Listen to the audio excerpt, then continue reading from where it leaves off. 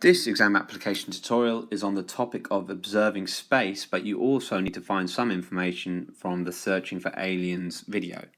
The question for 6 marks: explain how using modern telescopes helps scientists to understand the universe better. In other words, describe the function and, where relevant, limitations of different types of telescopes.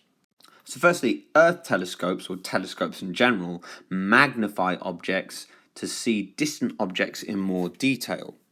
Space telescopes can see more distant objects and fainter objects.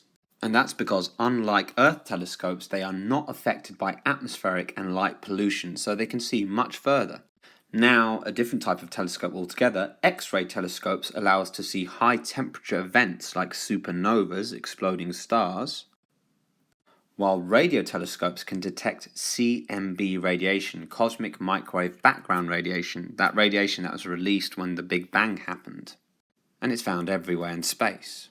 Modern telescopes can take photographs, which allows us to see how stars move over time, so we can actually track the motion of stars.